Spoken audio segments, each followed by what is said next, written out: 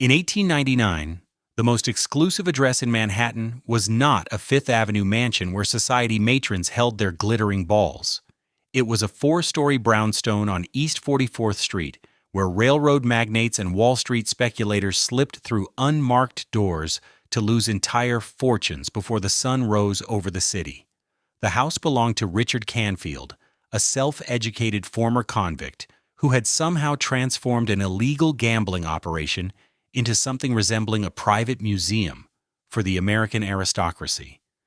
Critics in the newspapers called it a palace of vice that corrupted the morals of the city's most powerful men. The patrons themselves called it the finest private club in America, with cuisine rivaling Delmonico's restaurant next door and artwork worthy of any European gallery. This is the story of the Canfield Casino, the illegal empire that seduced the Gilded Age elite and then vanished almost completely without a trace. Richard Albert Canfield was born in 1855 in New Bedford, Massachusetts, a whaling port that had once been among the wealthiest cities in America. By the time of his birth, the industry was already declining. Petroleum had begun replacing whale oil in lamps across the country. The great fortunes built on hunting leviathans were slowly evaporating.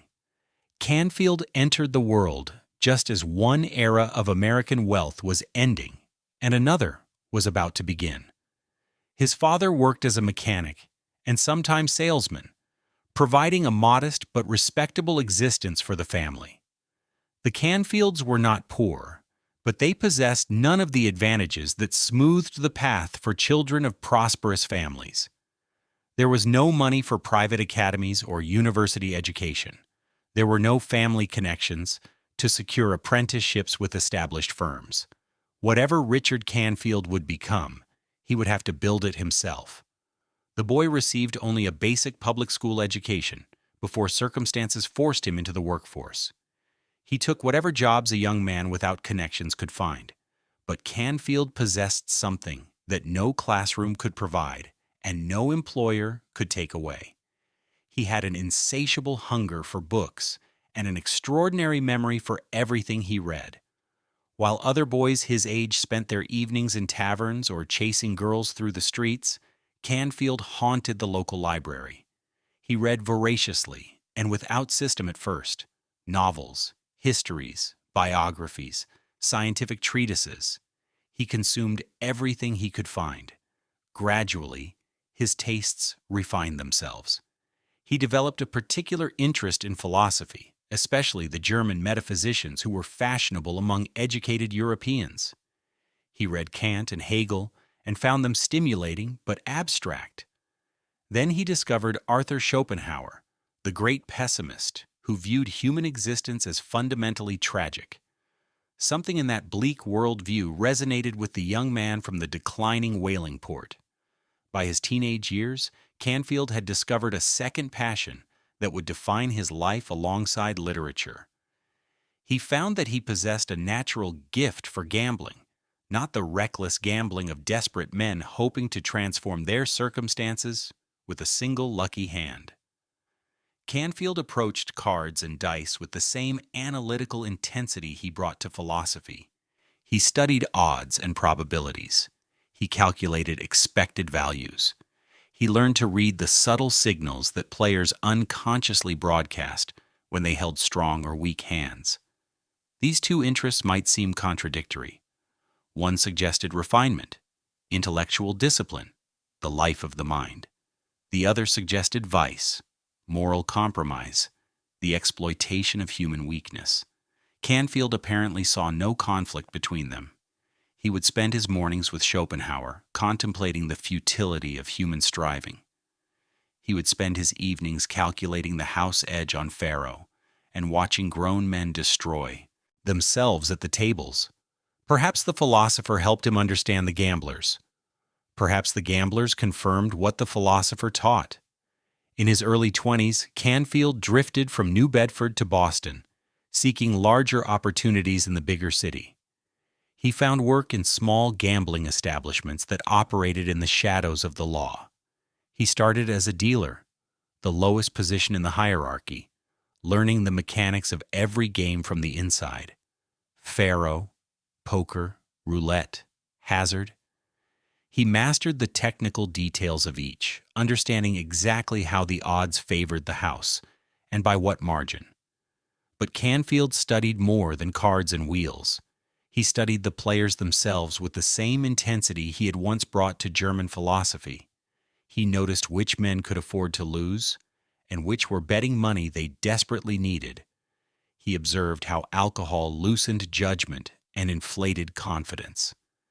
He watched how pride prevented sensible men from walking away when they were behind. He saw how the wealthy treated gambling as entertainment, while the desperate treated it as salvation. Both groups lost in the end, but they lost differently. He also observed the establishments themselves with a critical eye. Most gambling houses of the era were crude operations. The rooms were dingy and poorly ventilated. The clientele mixed respectable businessmen with criminals and confidence men. Cheating was common, sometimes by the house itself. Fights broke out regularly. Police raids occurred whenever the bribes stopped flowing. The entire atmosphere suggested degradation and danger. Canfield began to imagine something different. What if a gambling establishment could be operated like a gentleman's club? What if the rooms were elegant and the service impeccable? What if the games were scrupulously honest and the clientele carefully selected? What if a man could lose a fortune in an atmosphere of such refinement that the experience felt almost civilized? The wealthy had proven willing to pay premium prices for premium experiences in every other area of life. Why should gambling be different? By 1876, Canfield had saved enough money to test his theory. He opened a small gambling operation in Providence, Rhode Island.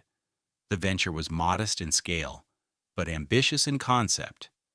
Canfield furnished the rooms with taste and kept them scrupulously clean.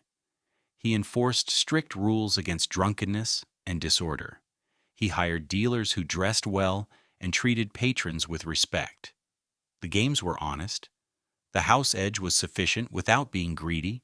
The experiment did not last long enough to prove itself. That same year, police raided the establishment and arrested Canfield on gambling charges. Whether the raid resulted from insufficient bribes or political pressure or simple bad luck, the records do not clearly indicate. A judge sentenced him to 6 months in the Providence jail. At 21 years old, Canfield was a convicted criminal. For most young men, such a sentence would have been a catastrophe. A prison term meant permanent exclusion from respectable society. It meant difficulty finding legitimate employment. It meant shame that would follow a man for the rest of his life. Canfield apparently viewed his situation differently. If respectable society was closed to him, he would build his own world outside it, and he would use his time in prison productively. The Providence jail had a library. It was not extensive, but it contained enough volumes to occupy an intellectually hungry prisoner for 6 months. Canfield read systematically through the collection. He continued his study of philosophy and history. He read works on art and architecture, subjects he had previously neglected.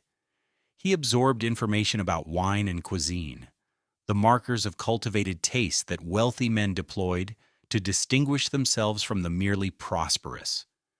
He also read biographies of successful men, looking for patterns he could apply to his own circumstances. He noticed that many great fortunes had been built by men who operated in moral gray zones. The railroad barons had bribed legislators and crushed competitors through methods that skirted legality. The industrial magnates had exploited workers and manipulated markets. Compared to such men, a gambling operator who ran honest games and paid his bribes on time seemed almost respectable. When Canfield emerged from prison in 1877, he possessed something far more valuable than a clean record. He understood how rich men lived and what they expected from their pleasures. He knew their tastes in art and wine and food. He could discuss literature and philosophy with genuine knowledge. He had studied their world from the outside and prepared himself to serve their desires from the inside. Canfield returned to gambling immediately, but now he operated with greater sophistication. He opened a new establishment in Providence that catered explicitly to wealthy clientele. The rooms were decorated with genuine taste, not merely expensive objects chosen for their price tags. The games remained scrupulously honest. Drunkenness was not merely discouraged but actively prohibited.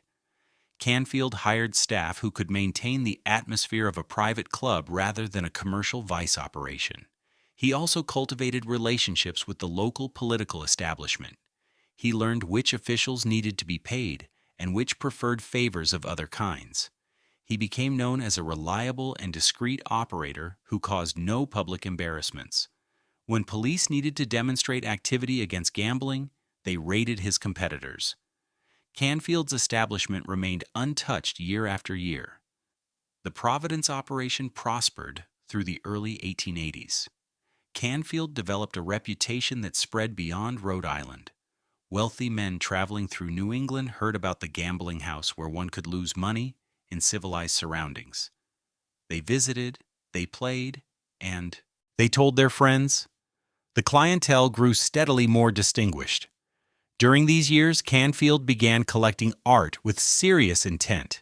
His purchases were modest at first, limited by his available capital, but he educated himself systematically, reading criticism and visiting galleries and auction houses whenever business took him to New York or Boston. He learned to distinguish genuine quality from fashionable reputation. He developed preferences and principles.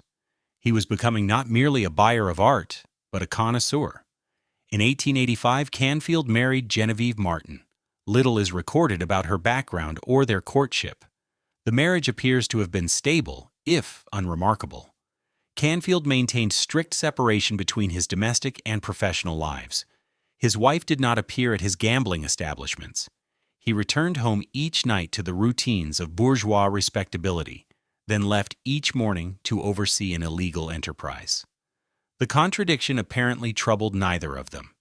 By the late 1880s, Providence had grown too small for Canfield's ambitions. He had proven his concept. A gambling operation could attract wealthy and respectable clientele if managed with sufficient sophistication. Discretion and quality could command premium prices. Honest games actually increased profits because satisfied customers returned again and again.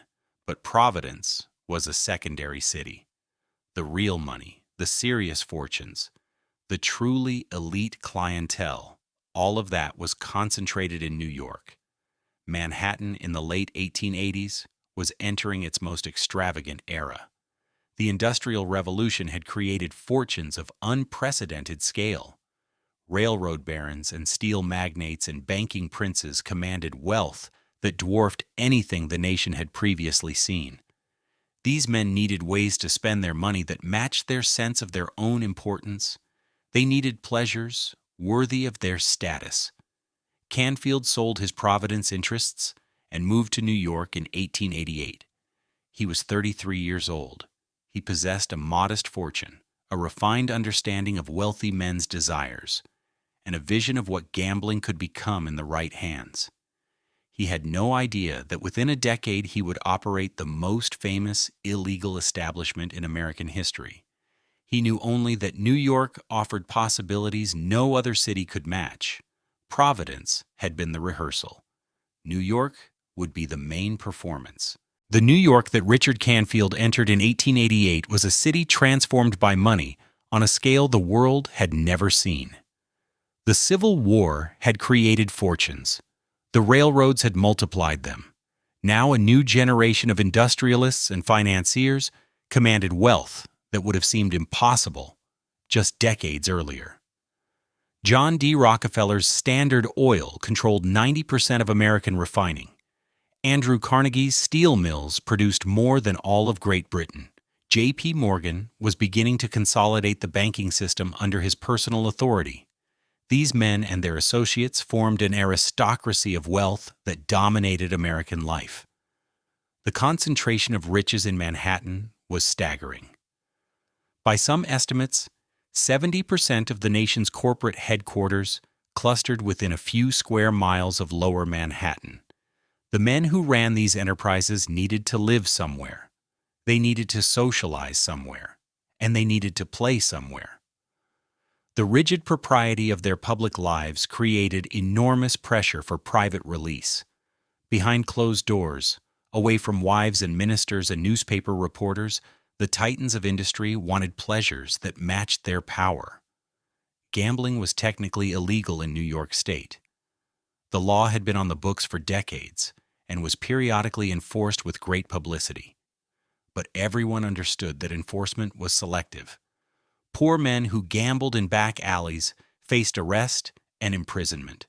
Wealthy men who gambled in private clubs faced nothing at all, provided they chose their establishments carefully and the right people received their regular payments. This hypocrisy suited the political machine perfectly.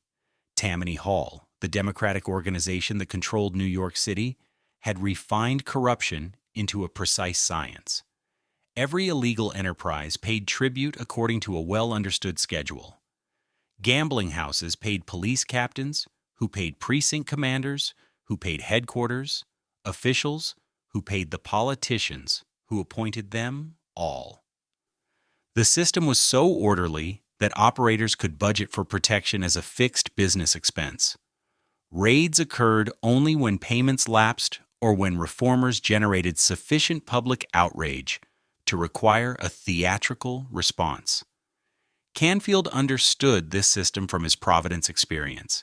He knew that survival required not just paying the right people, but paying them reliably and generously. He also knew that the system offered opportunities for an operator clever enough to exploit them. The police would always protect gambling. The question was, which gambling houses would receive that protection? An establishment that caused no public embarrassments and paid promptly would be favored over competitors who attracted unwanted attention, but Canfield wanted more than mere survival. He wanted to create something unprecedented. He had observed the gambling landscape of New York during preliminary visits and found it disappointing. Most houses were crude operations catering to mixed clientele. The wealthy rubbed shoulders with confidence men and petty criminals. The rooms were dingy. The food was mediocre. The atmosphere suggested degradation rather than pleasure. A millionaire who lost $50,000 at such an establishment felt not merely poorer, but somehow soiled by the experience. Canfield believed he could offer something different. He would create a gambling house that felt like a gentleman's club. The rooms would be decorated with genuine taste. The staff would be impeccably trained. The food would rival the finest restaurants. The clientele would be carefully screened to exclude anyone who might embarrass the respectable patrons. A man could lose a fortune in such surroundings and feel that he had at least lost it elegantly. His first New York venture was modest. In 1888, he entered into partnership with David Duff, an established operator who controlled a gambling house near Madison Square. The arrangement gave Canfield access to Duff's political connections and protection network. In return, Canfield brought his Providence capital and his ideas about how a superior establishment might be run. The partnership was not equal, but it gave Canfield a foothold in the city. The Madison Square location had strategic advantages. The neighborhood was fashionable without being residential. Hotels and restaurants and theaters clustered nearby. Wealthy men could visit without traveling through areas where they might encounter their wives or business associates. The square itself provided a neutral meeting ground where an evening's entertainment could begin before moving to more private venues. Canfield spent the next several years learning the New York market. He studied which games the wealthy preferred and how they liked to play them. He observed the competition and noted their weaknesses.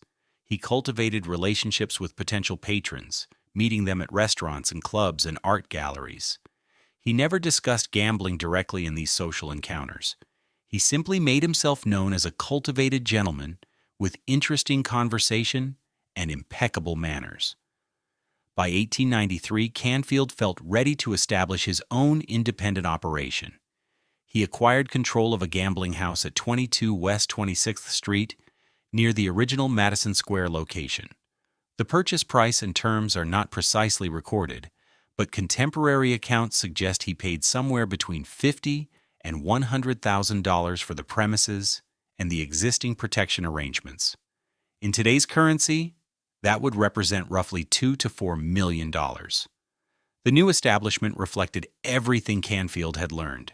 He renovated the rooms extensively, installing fine woodwork and quality furnishings. He hired a French chef to prepare meals for patrons who wished to dine before or after gambling. He trained his staff in the protocols of high-end service. Dealers wore evening dress and addressed patrons with elaborate courtesy. Doormen screened visitors and turned away anyone who seemed unsuitable. The games themselves were conventional. Faro remained the most popular choice among American gamblers of the era. The game involved betting on which cards would appear from a dealing box. The house edge was small, typically around 1.5%, but sufficient to generate steady profits from high-volume play. Roulette and various card games supplemented the Faro tables. Canfield reportedly offered honest odds on all games, preferring to profit from volume rather than from cheating. This honesty was not merely ethical, it was strategic. Wealthy men could afford to lose. What they could not afford was the humiliation of being cheated. A gambler who lost fairly would return again, hoping to recover his losses through skill or luck. A gambler who suspected cheating would never return and would warn his friends to stay away. Canfield calculated that honest games would generate more profit over time than crooked ones, and the calculation proved correct. The 26th Street establishment prospered through the mid-1890s. Canfield developed a clientele of Wall Street speculators, corporate executives, and wealthy sportsmen. The financial boom of the era kept money flowing freely. Men who made fortunes during the day wanted to risk portions of those fortunes at night. Canfield provided an elegant venue for their impulses. But he was already thinking beyond 26th Street. The location was good, but not ideal. The neighborhood was beginning to change as the city expanded northward. More importantly, Canfield wanted a property that would make a statement. He wanted a building that would announce itself as the finest gambling establishment in America. He wanted a palace. He began searching for suitable real estate in the mid-1890s. His requirements were specific. The location had to be convenient to the wealthy but discreet enough to allow private comings and goings. The building had to be substantial enough to accommodate his vision, but not so large as to attract excessive attention. Above all, it had to have the right character. Canfield wanted a property with history and dignity, a building that would lend respectability to whatever occurred within its walls. In 1899, he found exactly what he was looking for. A brownstone at 5 East 44th Street had come onto the market. The building had once belonged to one of the Delmonico brothers, the family whose restaurant had defined fine dining in New York for half a century. The location was perfect. Delmonico's restaurant still operated a few doors away. The Murray Hill neighborhood remained fashionable. Fifth Avenue with its mansions lay just steps to the east. Grand Central Depot brought wealthy travelers from across the nation. Canfield negotiated the purchase through intermediaries. The price was reportedly around $200,000, equivalent to perhaps $6 million today. It was the largest investment of his life. But Canfield was not buying merely a building. He was buying the foundation for an empire. The brownstone at 44th Street would become the most famous gambling house in American history. Within its walls, fortunes would change hands on a scale that staggered even those who made and lost them. Artists and millionaires and politicians would pass through its doors, and eventually, inevitably, reformers would come to tear it all down. But that lay in the future. For now, in 1899, Canfield had secured his palace. The work of transformation was about to begin. The brownstone at 5 East 44th Street had begun its existence as a respectable family residence. Lorenzo Delmonico, one of the brothers whose restaurant had defined New York dining for generations, had owned the property and lived there with suitable bourgeois dignity. The building was 4 stories of solid construction with the heavy brownstone facade typical of Manhattan townhouses in the post-Civil War era. It was handsome without being ostentatious. It suggested wealth without screaming it. For Canfield's purposes, this discretion was essential. The location could not have been more perfect. Delmonico's restaurant still operated nearby at 44th Street and 5th Avenue. The establishment remained the undisputed pinnacle of American fine dining, the place where business deals were sealed and social alliances formed over elaborate French cuisine. Wealthy men who dined at Delmonico's could walk a few doors down to Canfield's establishment without the slightest inconvenience. The journey from dinner to gambling took perhaps 2 minutes on foot. 5th Avenue itself lay just steps to the east. The great mansions of the Gilded Age aristocracy lined the avenue in an almost unbroken wall of wealth. The Vanderbilts had built their famous Triple Palace at 51st Street. The Astors maintained their stronghold further south. Between these anchors clustered the homes of railroad presidents and steel magnates and banking princes. Canfield's clientele could reach his door from their own front steps in a matter of minutes. Grand Central Depot stood several blocks to the east on 42nd Street. The terminal brought wealthy travelers from across the nation directly into the heart of Manhattan. A businessman arriving from Chicago or Philadelphia could check into a nearby hotel and visit Canfield's establishment the same evening. The location served not merely local millionaires but the entire national elite. Canfield took possession of the building in early 1899 and began renovations immediately. The work would take months and cost a fortune. Contemporary accounts suggest he spent between $100,000 and $200,000 transforming the interior. In today's currency, that would represent between $3 and $6 million. It was an extraordinary sum for decorating a 4-story townhouse. But Canfield was not merely decorating. He was creating an environment. The ground floor presented the first challenge. Visitors would enter here, and their initial impressions would shape everything that followed.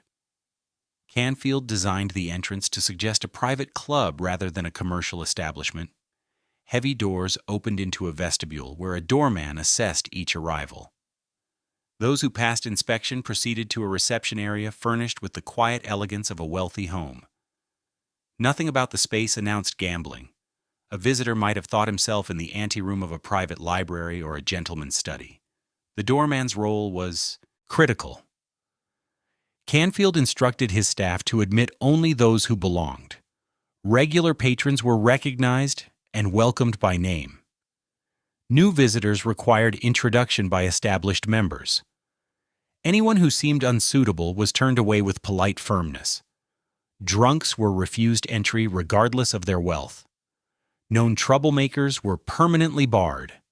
The screening process ensured that once inside, a patron would encounter only his social equals or superiors.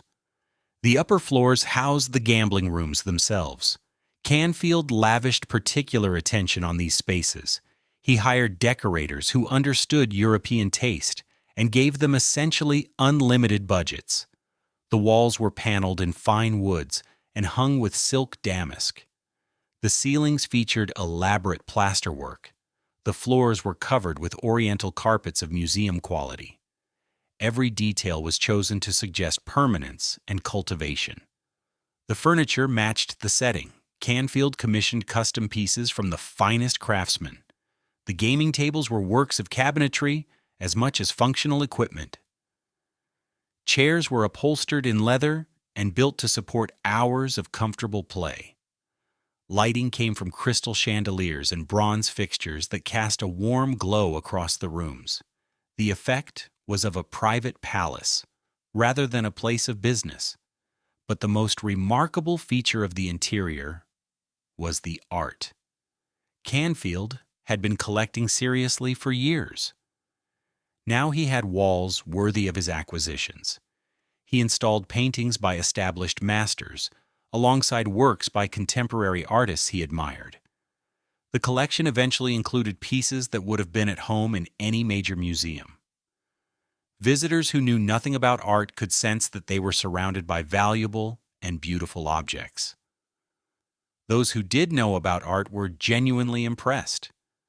The crown of the collection was a portrait by James McNeill Whistler. The American-born artist had become the most celebrated painter of his generation, famous for works like the portrait of his mother that hung in the Louvre. Canfield had met Whistler through mutual acquaintances in the art world and commissioned a portrait of himself. The sitting took place in Whistler's London studio over several sessions.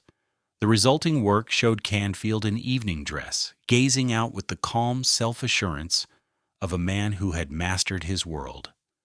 Whistler and Canfield developed a genuine friendship during the portrait sessions. The artist and the gambler shared certain qualities.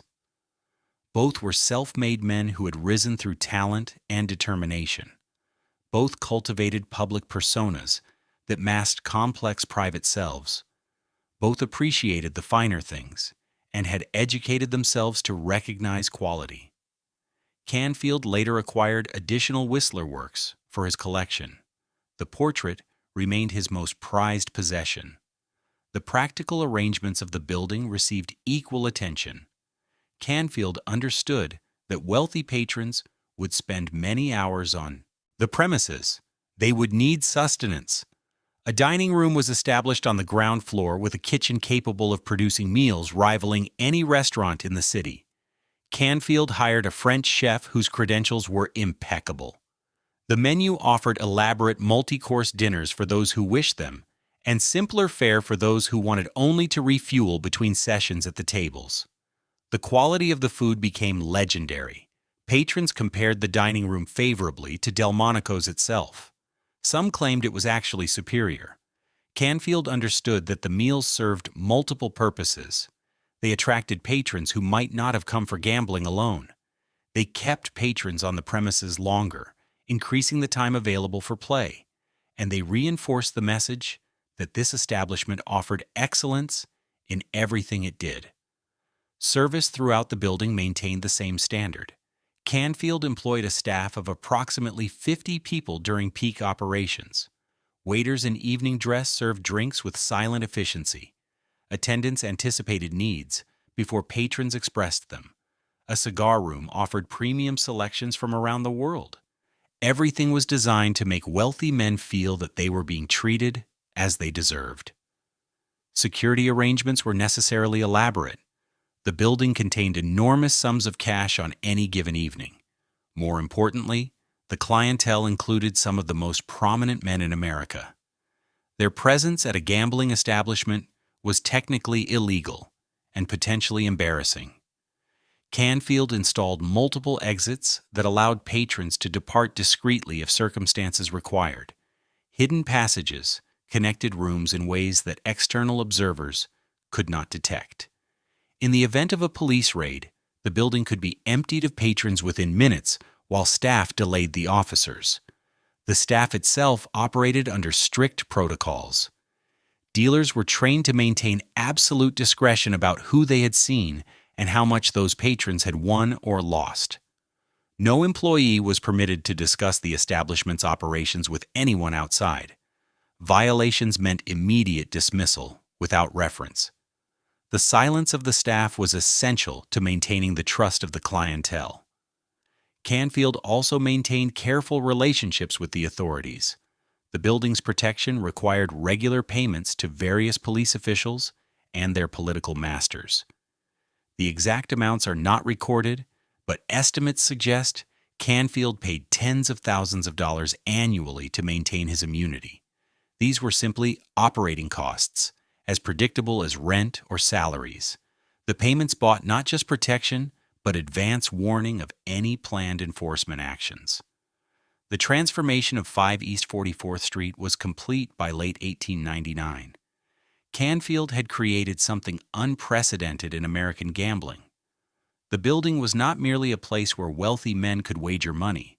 It was a temple to refined pleasure, a sanctuary from the moral constraints of respectable society. Within its walls, the rules that governed ordinary life were suspended.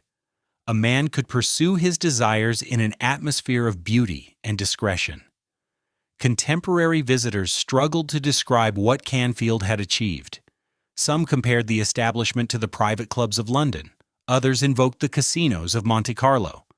But the comparisons were imperfect. Canfield had created something distinctively American. His gambling house combined European sophistication with American energy. It offered the pleasures of the old world to men who had made their fortunes in the new. The building stood ready. The staff was trained. The games were prepared. All that remained was for the patrons to arrive and for the money to begin changing hands. Canfield had built his palace. Now he would discover whether the wealthy would come to worship there. By 1902, the Canfield Club had become the worst-kept secret among New York's millionaires. Everyone who mattered knew where it was. Everyone who mattered knew what happened inside. And everyone who mattered understood that discussing it publicly would mean permanent exclusion from its pleasures. The conspiracy of silence held firm year after year. Wealthy men protected their sanctuary by pretending it did not exist. A typical evening began around 10 o'clock, after the theaters had emptied and the restaurants had served their final courses. Carriages would appear on 44th Street, bearing passengers who gave no outward sign of their intentions. The men who emerged were among the most powerful in America: railroad presidents and steel executives, Wall Street speculators who moved markets with their decisions, politicians whose votes shaped national policy. They arrived in evening dress, as if coming from any respectable social engagement. The doorman recognized each arrival and admitted them without question. New visitors required introduction by established members. A stranger who attempted to enter would be turned away with polite firmness and no explanation. The screening was absolute. Canfield wanted no journalists, no reformers, no one who might compromise the discretion that made everything possible. Inside, the atmosphere combined tension and luxury in carefully calibrated proportions. The gaming rooms hummed with quiet activity. Dealers in evening dress operated the tables with professional precision. Waiters circulated with drinks and cigars. The Whistler paintings looked down from the walls, reminding visitors that they had entered a space where ordinary rules did not apply. The room smelled of expensive tobacco and French cologne, and the particular electricity that accompanies large sums of money changing hands. The games themselves were conventional by the standards of the era. Faro remained the most popular choice among American gamblers. The game was played with a standard deck dealt from a wooden box. Players bet on which cards would appear, with the house taking a small percentage on certain outcomes. The rules were simple enough for anyone to understand, but offered enough complexity to sustain interest through long sessions. Roulette attracted those who preferred pure chance to any pretense of skill. The wheel spun, and the ball bounced, and fortunes rose or fell on the physics of random motion. Canfield operated an American wheel with both 0 and double zero, giving the house an edge of approximately 5%. The mathematics guaranteed that players would lose over time. The psychology guaranteed they would keep playing anyway. Various card games supplemented the primary offerings. Poker was available for those who wanted to test themselves against other players rather than the house. Baccarat attracted the serious gamblers who favored games with simple decisions and high stakes. The specific games mattered less than the atmosphere in which they were played. Canfield had created an environment where losing money felt almost like a privilege. The stakes were extraordinary by any measure. The minimum bet at most tables was $25, equivalent to roughly $800 today. Many patrons wagered hundreds or thousands on a single turn of the cards. The house reportedly imposed no maximum limits. A man with sufficient funds could bet as much as he wished to lose. And lose, they did. The mathematics of gambling guaranteed that the house would win over time. Individual players might enjoy fortunate evenings or even fortunate weeks, but the longer they played, the more certainly they would surrender their money to the elegant establishment that served them so graciously. Canfield understood this truth perfectly. His job was simply to keep the patrons comfortable while the inevitable occurred. The sums that changed hands on a busy evening stagger the imagination. Contemporary accounts suggest that Canfield's tables might handle action of several $100,000 in a single night. In today's currency, that would represent several $1 million wagered between dinner and dawn. The house edge on this volume produced profits that made Canfield one of the wealthiest men in the city. Among the regular patrons, one name would later attract particular attention. Reginald Claypool Vanderbilt was the son of Cornelius Vanderbilt II and heir to one of the largest fortunes in America. He was young, handsome, and possessed of more money than any reasonable person could spend. He was also a compulsive gambler who found in Canfield's establishment a worthy venue for his self-destruction. The stories about Vanderbilt's losses became legendary. Some accounts claim he lost as much as $300,000 in a single evening. Others suggest the total reached $500,000 over the course of his gambling career. The exact figures cannot be verified, but all sources agree that the sums were enormous. Vanderbilt inherited approximately $7 million when he came of age. A significant portion of that inheritance found its way into Canfield's coffers. Canfield himself maintained careful distance from the gambling. He never played at his own tables. He rarely even entered the gaming rooms during active hours. He observed from a distance, monitoring the operations through trusted subordinates. His role was that of a host rather than a participant. He welcomed guests and ensured their comfort. He did not share their compulsions. This detachment was both philosophical and practical. Canfield understood gambling with the clarity of someone who had studied it professionally for decades. He knew that the odds favored the house and that emotional involvement only clouded judgment. He also knew that a proprietor who gambled at his own establishment invited suspicion of cheating. His abstinence was proof of the game's integrity. The meals served at the Cow's 44th Street establishment became as famous as the gambling itself. Canfield's French chef produced cuisine that rivaled any restaurant in the city. Dinners began around 8 o'clock for those who wished to eat before gambling. The menu offered elaborate multi-course meals in the French manner. Soups and fish and game and roasts and desserts followed one another in stately procession. The wine cellar contained vintages that connoisseurs admired. Later in the evening, lighter fare was available for those who needed sustenance between sessions at the tables. Cold suppers and sandwiches and oysters on ice, coffee to sharpen the mind and champagne to celebrate victories. The kitchen operated until dawn, ready to serve whatever the patrons required. The food was not incidental to the gambling. It was part of the total experience that Canfield had designed. The quality of the meals served multiple strategic purposes. Excellent food kept patrons on the premises longer, extending the time available for gambling. It attracted men who might not have come for cards alone, but who would certainly play once they had eaten. And it reinforced the message that this establishment offered only the finest things. A man who had just consumed a $100 dinner would not hesitate to wager $1,000 at the tables. Canfield's personal code governed every aspect of the operation. The games were scrupulously honest. The odds were exactly what they appeared to be. No cheating was tolerated from dealers or from patrons. A player who lost at Canfield's could blame only the mathematics and his own decisions. This integrity was not merely ethical. It was the foundation of the business. Wealthy men could afford to lose money. What they could not afford was humiliation. A gambler who suspected he had been cheated would never return and would warn every friend to stay away. The damage to reputation would far exceed any short-term gains from crooked dealing. Canfield calculated that honest games would generate more profit over years than dishonest ones, and the calculation proved correct. The discretion extended beyond the gaming rooms.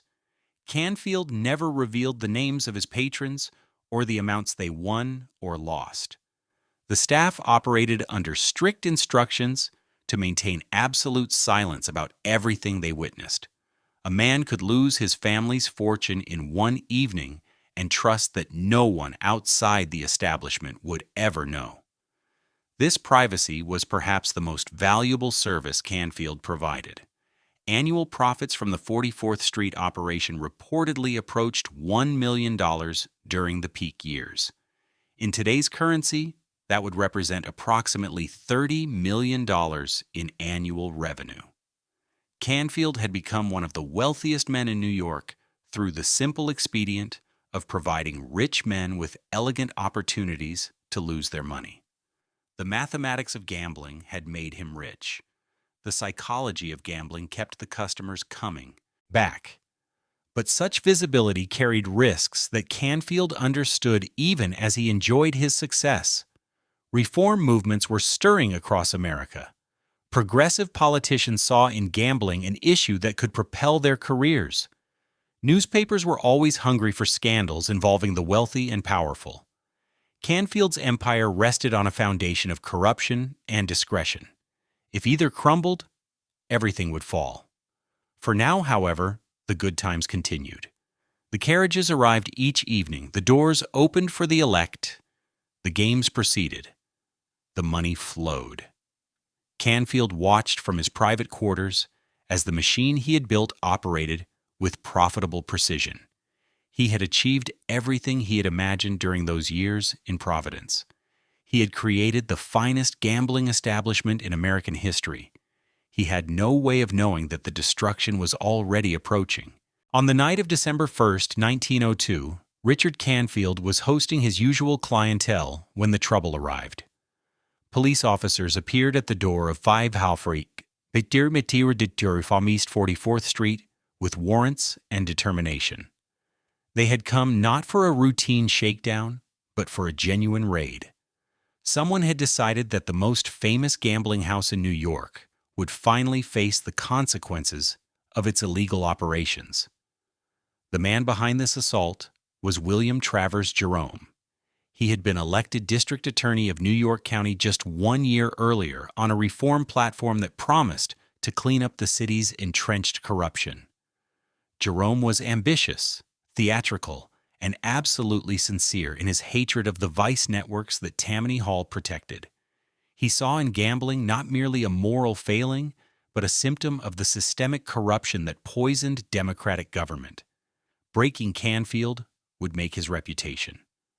Jerome was a peculiar figure for a reformer. He came from a prominent family and moved easily in the same social circles as Canfield's clientele.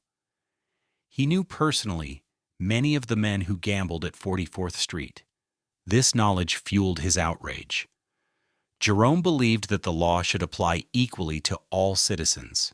The spectacle of wealthy men enjoying illegal pleasures, while poor men went to prison for the same offenses, struck him as fundamentally unjust. The December raid was carefully planned. Jerome had assembled evidence through informants and surveillance. He knew the layout of the building and the methods Canfield used to evade enforcement. He brought sufficient officers to seal all exits and prevent the usual dispersal of patrons and evidence. This would not be another theatrical gesture that accomplished nothing. Jerome intended to build a case that would stick. The officers entered to find the gambling rooms in full operation. Tables were active. Money was visible. Patrons scattered for the exits only to find them blocked. Canfield himself was on the premises, watching the destruction of everything he had built with characteristic composure. He did not resist. He did not protest. He simply observed as the police documented what they found. The raid made headlines across the city. Newspapers that had long known about Canfield's establishment suddenly discovered outrage at its existence. Reporters described the opulent interior and speculated about the prominent men who had gambled there. The conspiracy of silence that had protected the club for years evaporated overnight. Everyone was talking about the gambling king of 44th Street.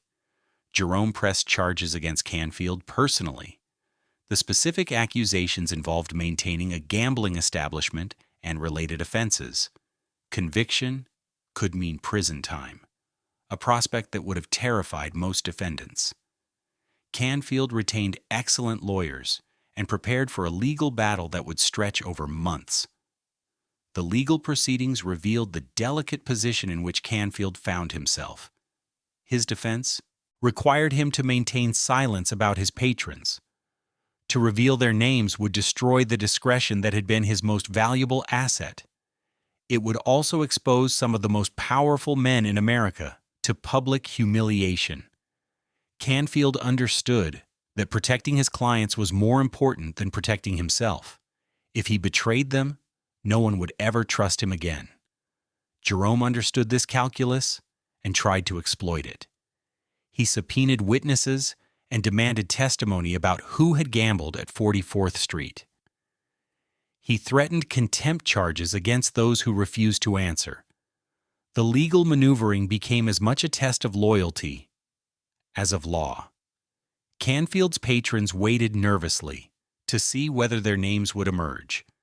They need not have worried. Canfield maintained absolute silence throughout the proceedings.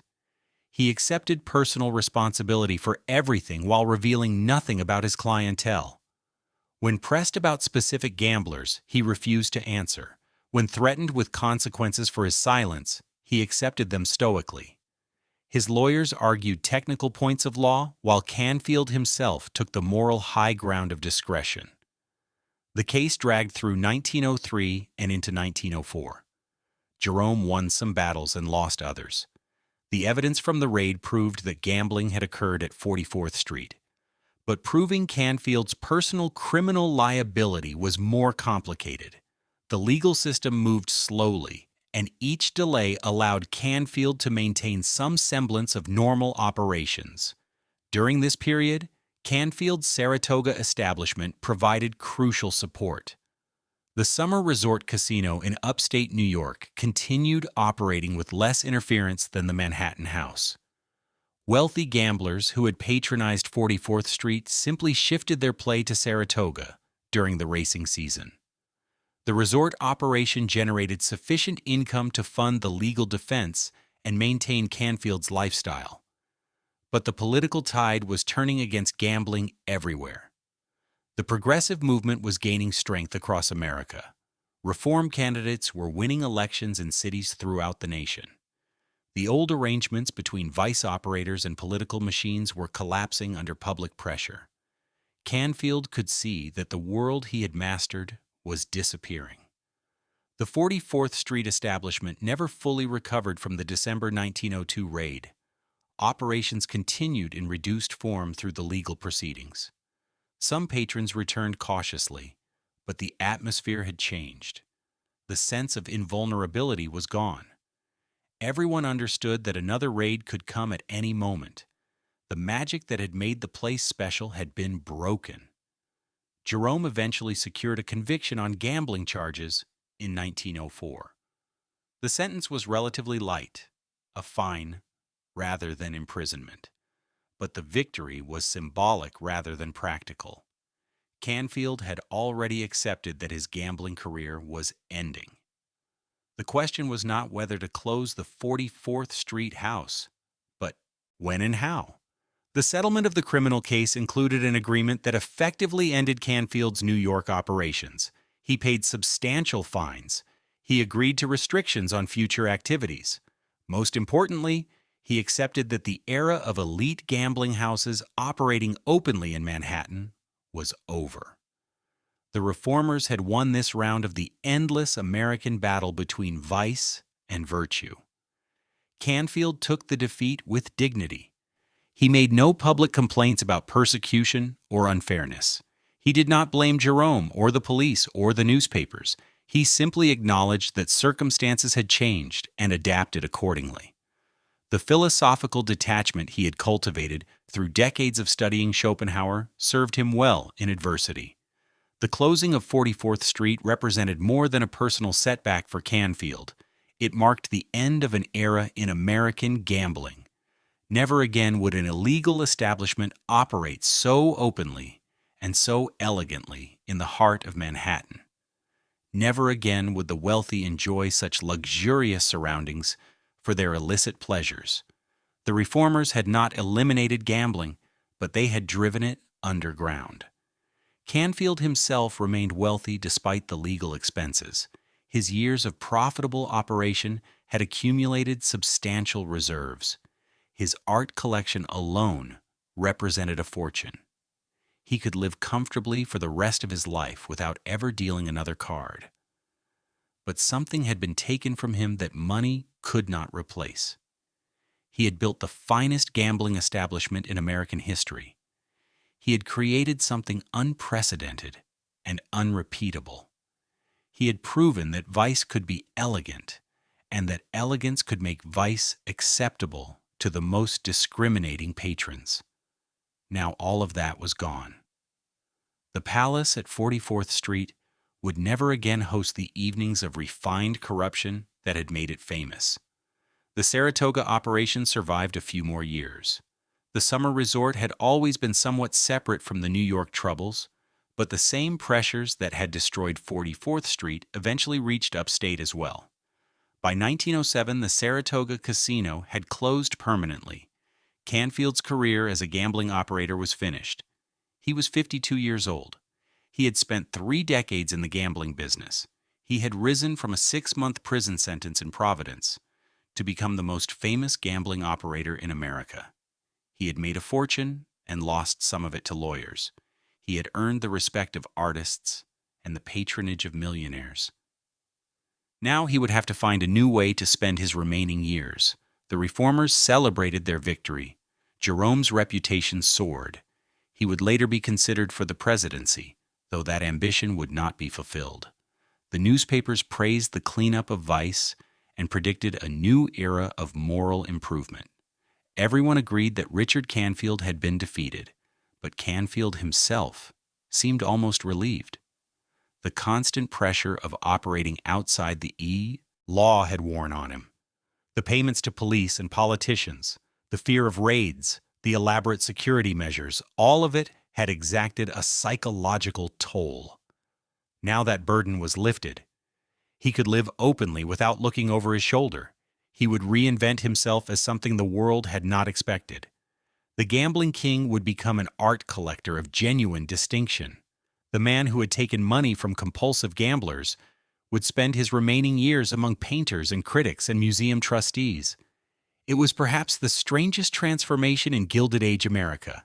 By 1904, the gambling rooms at 44th Street had fallen silent. The tables that had once handled hundreds of thousands of dollars each evening stood covered and unused. The staff that had served millionaires with such elegant discretion had been dismissed. The Whistler paintings still hung on the walls, but they looked down on empty rooms. Richard Canfield's Palace of Chance had become simply a very expensive private residence. The transition from gambling operator to art collector happened gradually rather than suddenly.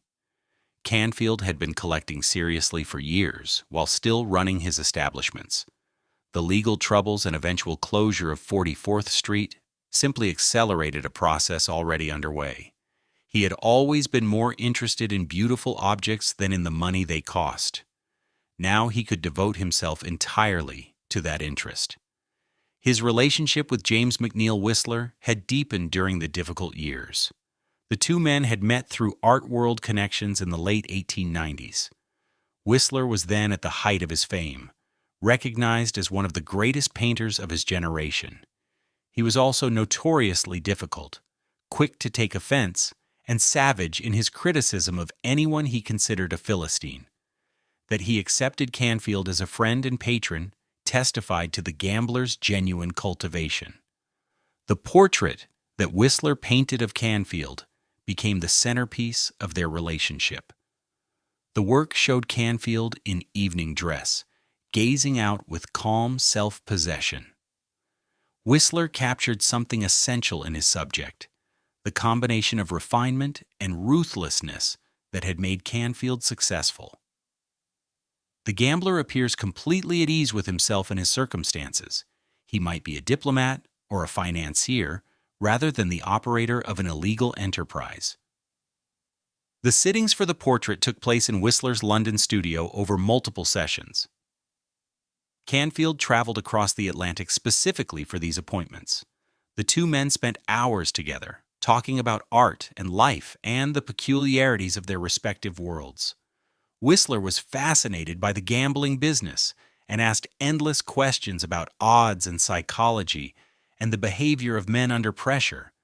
Canfield proved an ideal subject. He could sit motionless for hours without complaint.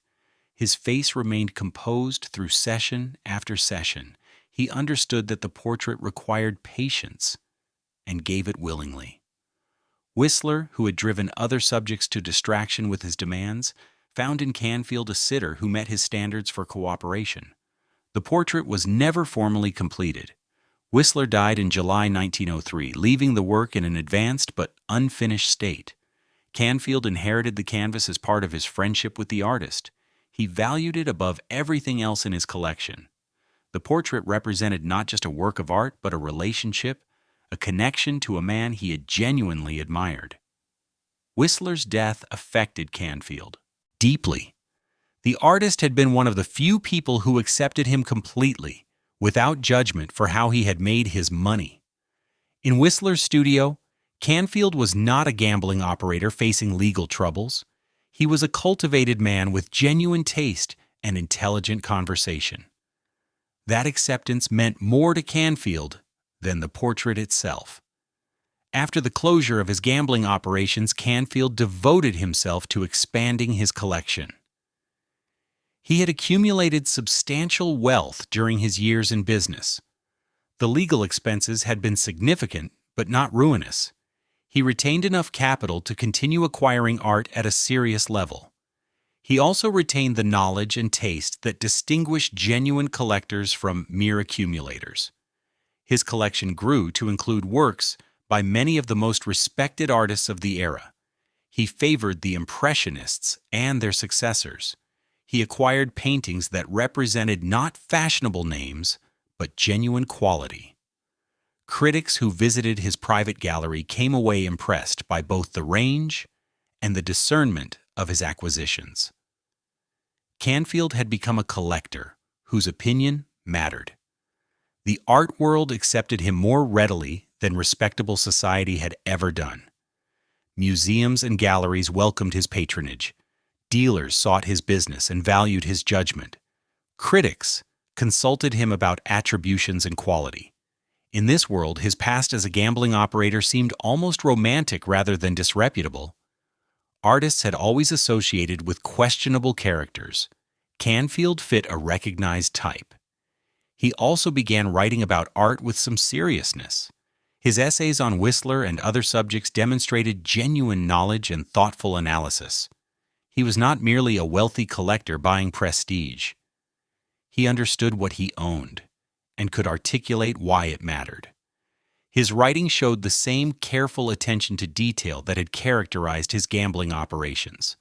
The Saratoga Casino had provided a final chapter to his gambling career. The summer resort in upstate New York had operated somewhat independently of the Manhattan house. It served wealthy patrons who came for the racing season and stayed for the gaming tables. The establishment had a different character than 44th Street, more relaxed and seasonal, rather than an all-year operation.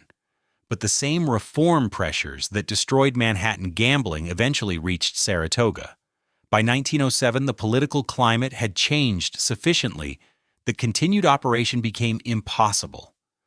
Canfield closed the Saratoga establishment permanently that year.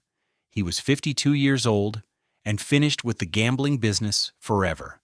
The closure freed him from the last connections to his former life. He no longer needed to maintain relationships with politicians and police officials. He no longer needed to worry about raids or legal proceedings. He could live openly as what he had become, a wealthy private collector with refined tastes and interesting friends. His daily life settled into comfortable routines. He lived well but not ostentatiously. He continued reading philosophy and history as he had done since his youth. He corresponded with artists and critics and fellow collectors. He attended exhibitions and auctions and the social events of the art world. He had found a community that accepted him. But his health was beginning to decline. The years of stress had taken their toll. He suffered from various ailments that limited his activities. The energy that had built and operated the finest gambling establishment in America was gradually diminishing. He was becoming an old man, though not yet elderly by the calendar. His wife Genevieve remained a quiet presence in his life. The marriage had endured through all the turbulence of his career. She had never been publicly associated with his gambling operations. She had maintained her respectability while he operated outside the law. Now that he had become respectable himself, she could share more openly in his social life. Canfield's transformation puzzled some observers. How could a man who had made his fortune exploiting human weakness become a patron of the arts? How could someone who had profited from compulsive gambling appreciate the highest expressions of human creativity? The contradiction seemed too stark to be genuine. But perhaps there was no real contradiction.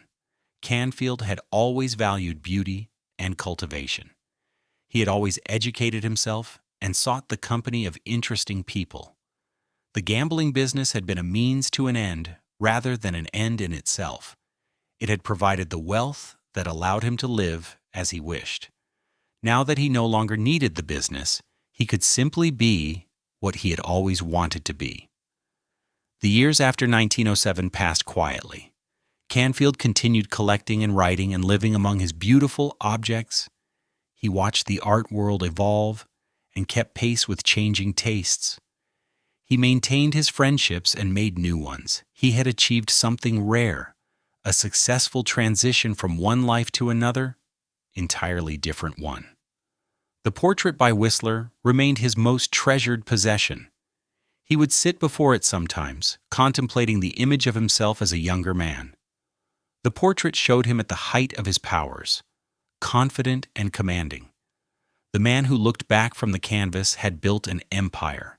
The man who sat before it had watched that empire crumble. But Canfield did not seem to regret the loss. He had played the game and lost, but he had played it well. He had created something remarkable and enjoyed it while it lasted. Now he had other things to appreciate. The Whistler portrait reminded him of what he had been. His collection reminded him of what he had become. He had less time remaining than he knew. In 1912, the brownstone at 5 East 44th Street was sold. The building that had once housed the most famous gambling establishment in America passed into other hands. The buyer intended to use the property for commercial purposes. The era of Canfield's palace was officially over. The sale price reportedly approached $300,000. In today's currency, that would represent approximately $9 million. Canfield had originally purchased the building for roughly $200,000 and spent perhaps another $200,000 on renovations and furnishings. The sale recovered only a portion of his total investment. But Canfield was not in a position to negotiate aggressively. He needed the money, and the property had become a burden. The art collection also required liquidation. Canfield had accumulated paintings and objects worth substantial sums, but his financial situation had deteriorated since the closure of his gambling operations. Legal expenses and living costs had consumed his reserves. The collection that represented his genuine passion would have to be converted back into cash. The dispersal happened through a combination of private sales and auction. Major works went to established collectors who recognized their quality. The Whistler portrait remained with Canfield until the end. He could not bring himself to sell the image of himself painted by his friend. That single work represented everything the collection had meant to him. Other Whistler pieces found buyers more easily. The artist had died in 1903, and his reputation had only grown since then. Paintings that Canfield had acquired through his personal friendship now commanded prices that reflected posthumous fame. The financial return on these works was substantial. Whistler had been a good investment as well as a good friend. The auction records from this period reveal the range of Canfield's taste. He had collected not just Whistler but works by Manet and other Impressionists. He owned Dutch Old Masters and English portraiture. The collection was not vast by the standards of the great robber barons, but it was serious and coherent. Critics who reviewed the sales noted the quality of judgment that had assembled these works. Canfield watched his collection scatter with what observers described as philosophical resignation. He had always understood that ownership was temporary. The paintings would outlast him regardless of whether he sold them now or left them to heirs. Better to see them go to collectors who would appreciate them than to institutions that might store them in basements. The money from these sales sustained Canfield through his final years. He maintained a comfortable existence without the grandeur of his gambling days. He lived quietly, read his philosophy, corresponded with friends. The energy that had built an empire had faded into the calm of old age. He was 57 years old but seemed older. His health continued to decline through 1913 and into 1914. The specific ailments are not well documented, but contemporaries noted that he had aged significantly since the closure of his gambling operations. The stress of the legal battles and the loss of his life's work had taken a toll that comfortable retirement could not repair. Canfield spent his final months in relative seclusion. He saw few visitors beyond his wife and a small circle of friends. He continued reading and thinking about the subjects that had always interested him. He looked back on his career with what seemed like satisfaction rather than regret. He had done what he set out to do. The world had changed, and he had been forced to change with it. On December 11, 1914, Richard Canfield was walking in the subway station at 14th Street in Manhattan. The circumstances of what happened next are not entirely clear. According to reports, he fell while descending a staircase. The fall caused a skull fracture. He was transported to a hospital but died the following day from his injuries. He was 59 years old. The death was ruled accidental. There was no suggestion of foul play or suicide. Canfield had simply slipped on a staircase and suffered a fatal injury. The man who had built and lost a gambling empire died from a random accident in the New York subway system. The irony was almost too perfect. A man who had spent his life calculating odds had been undone by pure chance. The obituaries that followed struggled to categorize him. The New York Times called him a famous gambler and noted his art collection. Other papers emphasized his legal troubles and the raid that had ended his career. Some writers attempted to reconcile the contradictions. The cultivated aesthete who had profited from human weakness. The philosopher who had operated outside the law. His funeral was private. His wife Genevieve survived him, inheriting whatever remained of his estate. The Whistler portrait eventually found its way to a museum, where it hangs today as a record of an unusual friendship. The man in the portrait gazes out with the same calm self-possession he had shown in life. Nothing in the image suggests the turbulent career that lay behind that composed exterior. The immediate aftermath of Canfield's death was quiet. He had no children to carry on his name. His business had been closed for nearly a decade. The world he had inhabited, the Gilded Age world of millionaire gamblers and corrupt politicians and elegant vice, was already passing into history. The First World War had begun just months before his death. Everything was changing. The brownstone at 44th Street had already been transformed. The building that had housed Whistler paintings and faro tables and the most discriminating cuisine in Manhattan now served ordinary commercial purposes. Nothing about its exterior indicated what had once occurred within. The neighborhood was evolving as well. The old Murray Hill elegance was giving way to the Midtown commercial district that would dominate the 20th century. Canfield's contemporaries offered varied assessments of his legacy. Some praised his integrity, noting that he had never cheated his patrons or betrayed their names.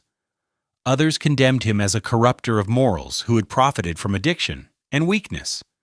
The debate echoed broader American arguments about vice and virtue that continue to this day. What remained indisputable was his achievement. For a brief period around the turn of the 20th century, Richard Canfield had operated the most famous gambling establishment in American history. He had attracted the wealthiest and most powerful men in the nation to his tables. He had created an environment of such refinement that losing money there seemed almost worthwhile. No one before or since has quite replicated what he accomplished. The gambling king was dead. His palace was gone. His collection was scattered. But the legend would endure.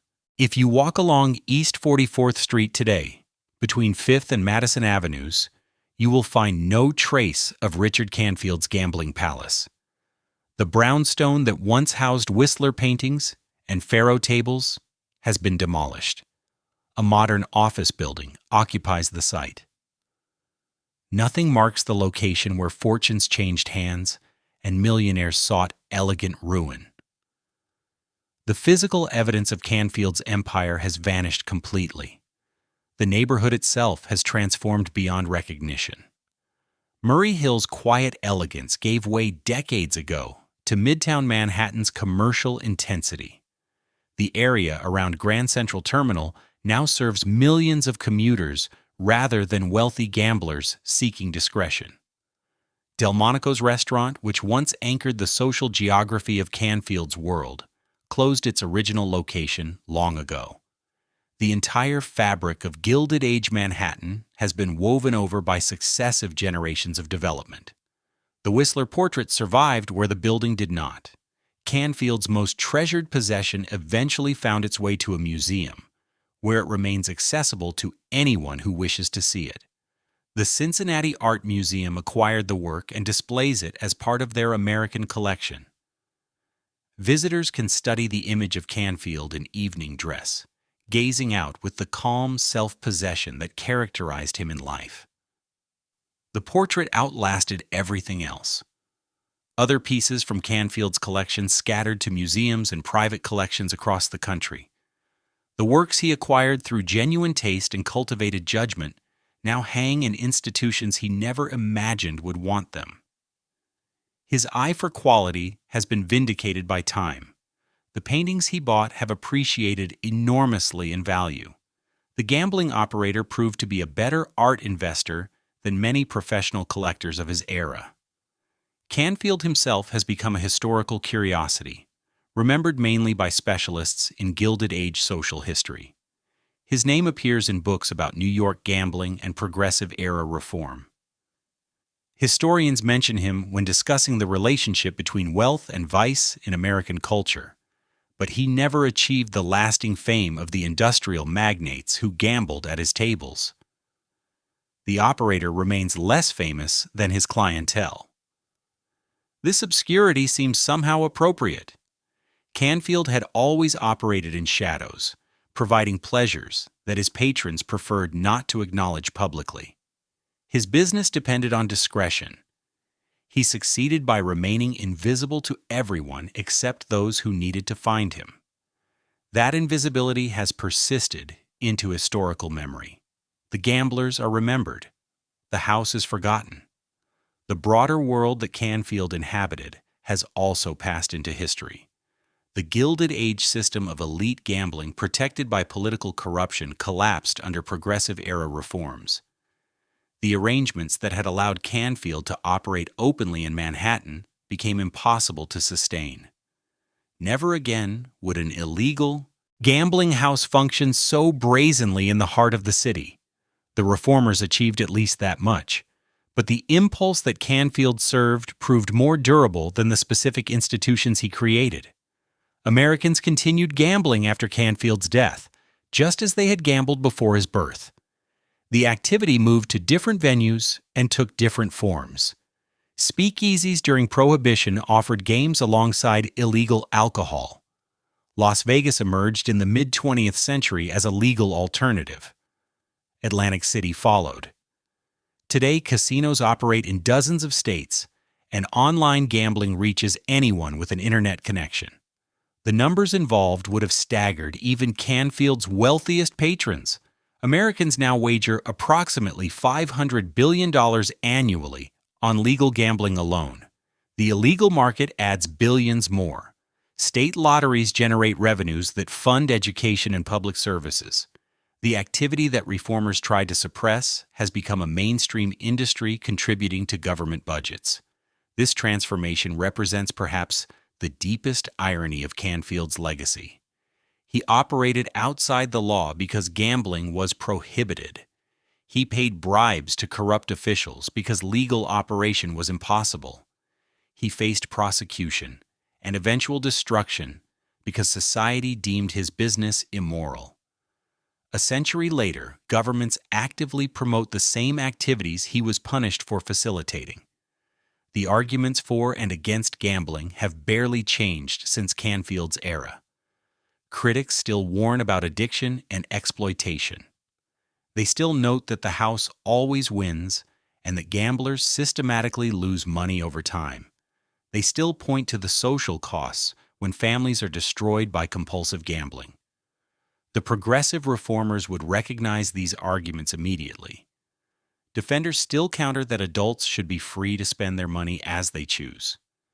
They still argue that gambling provides entertainment and that most participants enjoy it responsibly. They still note that prohibition merely drives the activity underground, where it becomes more dangerous and less regulated. Canfield could have made these arguments himself. What has changed is the conclusion society draws from these arguments. The same behavior that sent Canfield into legal exile is now encouraged by television advertisements and government-sponsored lottery tickets. The same impulses that reformers called sinful are now called entertainment. The transformation has been so complete that most Americans would find Canfield's prosecution incomprehensible. Why would anyone go to jail for running a casino? Canfield himself might have appreciated this irony. He had always maintained that his gambling operations were honest and that his patrons came willingly. He had argued that wealthy men had the right to risk their money as they saw fit. He had insisted that his establishment provided a service that society wanted even if it pretended otherwise. History has vindicated these arguments, though too late to benefit Canfield himself. The man who emerges from the historical record remains difficult to categorize. He was genuinely cultivated, not merely rich. He read philosophy and collected art with discrimination that experts respected. His friendship with Whistler was real, built on shared interests and mutual appreciation. In another life, with different opportunities, he might have been a scholar or a museum curator or a patron of the arts who never touched a deck of cards. But he chose the path that circumstances offered. A boy from a declining whaling port with no education and no connections found his way to wealth through the one avenue available to him. He built something remarkable within the constraints of his era. He created the finest gambling establishment in American history and operated it with integrity that even his enemies acknowledged. When the system that had protected him collapsed, he adapted and reinvented himself as something more respectable. Perhaps that is the most American element of his story, the constant reinvention, the refusal to accept the identity that birth and circumstance assigned. Canfield made himself into a gambling operator when that served his purposes. He made himself into an art collector when gambling became impossible. He died neither as the criminal his prosecutors described, nor as the cultivated gentleman his friends admired. He died as something more complicated, a man who had been many things and might have been many more if chance had not intervened. The subway staircase where he fell offers no memorial. The 14th Street station processes thousands of passengers daily, none of them aware that a Gilded Age gambling king died there over a century ago. The spot is unmarked and unremarkable. Canfield passed from the world as quietly as he had once passed through the secret doors of his establishment, noticed only by those who knew what to look for. What remains is the story itself. A self-educated man from nowhere who built an empire on human weakness, a criminal who befriended one of the greatest artists of his age, a gambling operator who never gambled, a moralist who profited from vice. The contradictions never resolved themselves during his lifetime. They remain unresolved today. The brownstone at 44th Street is gone. The gamblers who lost fortunes there are forgotten. The reformers who destroyed Canfield's business are remembered mainly by specialists. But the questions his life raised persist. How do we judge a man who provided services society wants but cannot officially approve? What do we make of cultivation purchased with profits from exploitation? Where does the line fall between entertainment and predation? Canfield never answered these questions. He simply lived them. The portrait by Whistler hangs in Cincinnati. The gambling king gazes out at visitors who do not recognize him. His expression reveals nothing.